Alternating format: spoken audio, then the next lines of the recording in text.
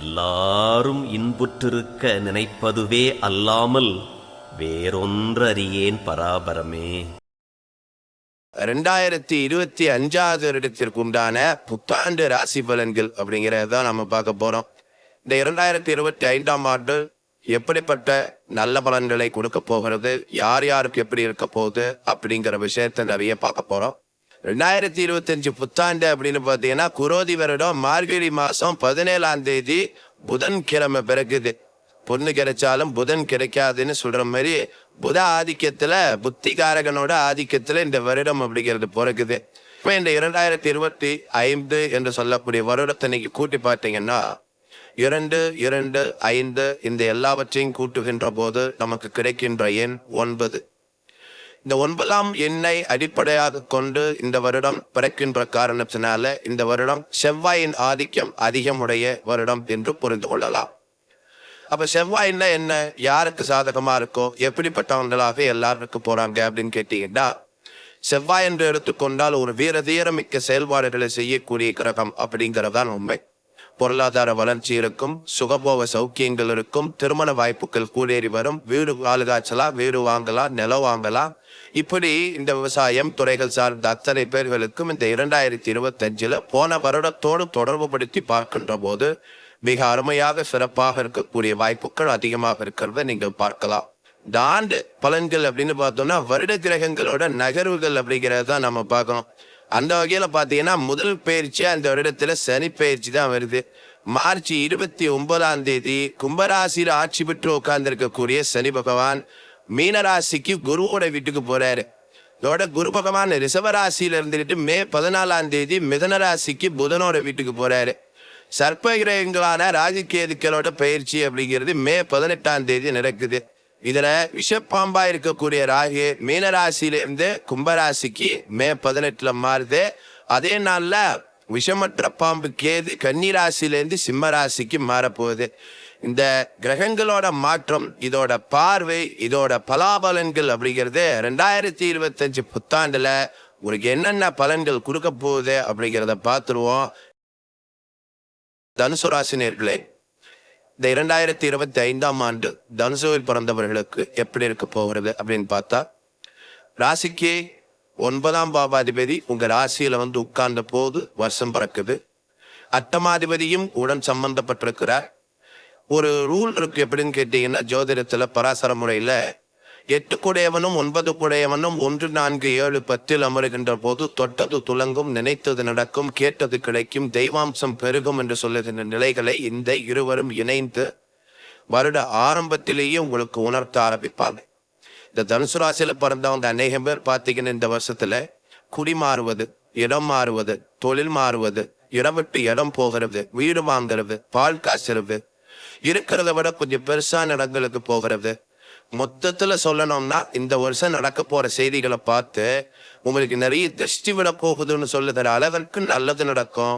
அப்படிப்பட்ட நிலைகளும் உங்களுக்கு இருக்கு. உங்களை நீங்க கொஞ்சம் நாவன்மையோடு பாதுகாத்து கொள்ள வேண்டியது அவசியம்.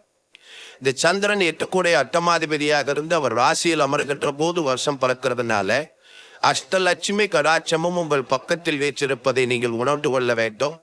அது மட்டுமல்ல, நெருப்பு ராசியில சூரியனும் சந்திரனும் உட்கார்ந்ததுனால நெருப்பு என்று சொல்லக்கூடிய சூரியன் நெருப்பு, சந்திரன் தண்ணீர் எடுத்துக்கிட்டா சமமான ஒரு வாழ்க்கை சூழல்களை அனுபவிக்கக்கூடிய வாய்ப்பெல்லாம் உங்களுக்கு இந்த 2025 கிடைக்கும்.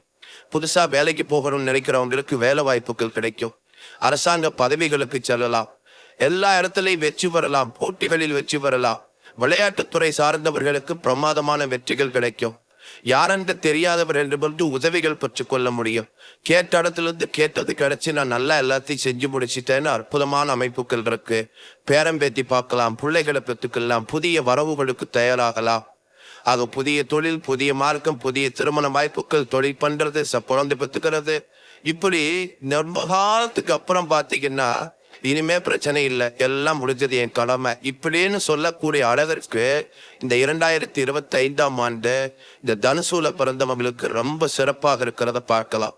அதை குறிப்பாக சொல்லணும்னா இந்த 2ஆம் இடத்துக்கு அதிபதியாக இருக்கக்கூடிய சனீஸ்வர பகவான் 3ஆம் இடத்தில் இருக்கிறார். அவர் 29 March 2025 அவர் 4ஆம் இடத்திற்கு போவார். இந்த 4ஆம் இடத்திற்கு போகின்ற போது அவர் 6ஆம் இடத்தை பார்க்கின்ற காரணத்தால் எதிரிகள், நோய்கள், கடன்கள், சட்டம், வழக்கு, துன்பம், கச்சேரிகள் இப்படிப்பட்ட அனைத்திலும் ஒரு விடுதலை கிடைக்கும். கோர்ட்டுக்கும் கச்சேரிக்குமாக அலைஞ்சிட்டு இருந்த குடும்பங்களிலிருந்து ஒரு மாற்றம் நிகழும்.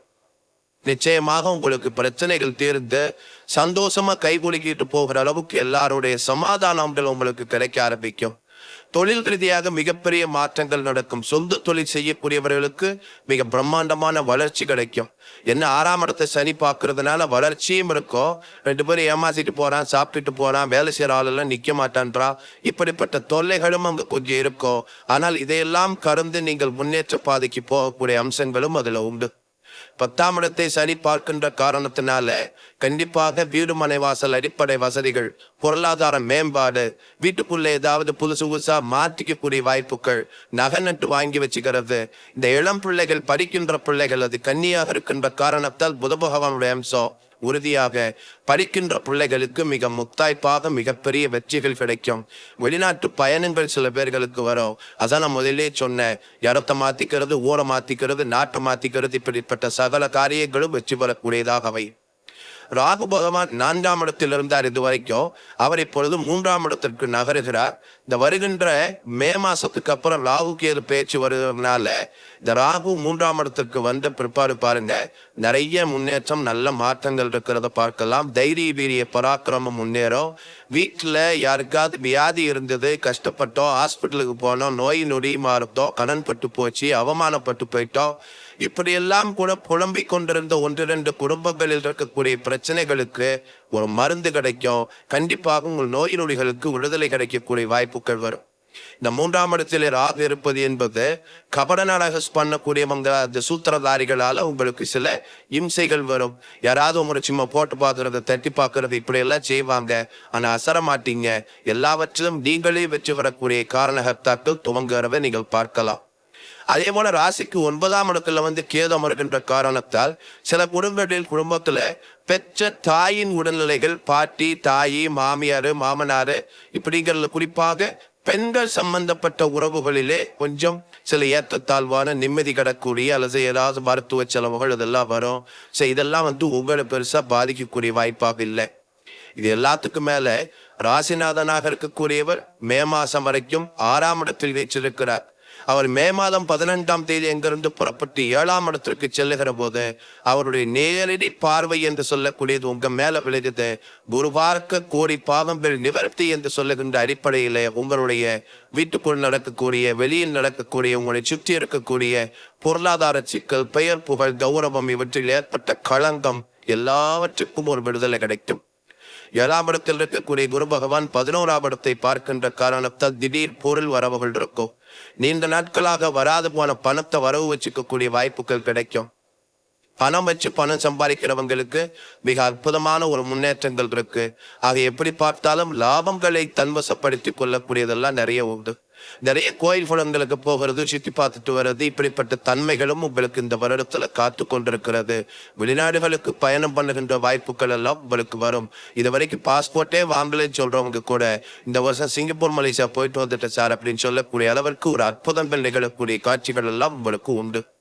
ஆக இந்த 2025 என்பது பிறக்கின்ற போது இருக்கக்கூடிய கிரக சஞ்சாரங்கள், பிறந்த பிற்பாடு மார்ச்ல, மே மாசத்துல இப்படி வரக்கூடிய கிரக பெயர்ச்சிகள், இவைகள் எல்லாமே உங்களுக்கு மிக சாதகமாக இருக்கின்ற காரணத்தால் 2025 பொருளாதாரத்தில் வளர்ச்சி என்பது உண்டு. அதை விட நீங்கள் அடைந்த மகிழ்ச்சி என்பது அதிகமாக இருக்கும்.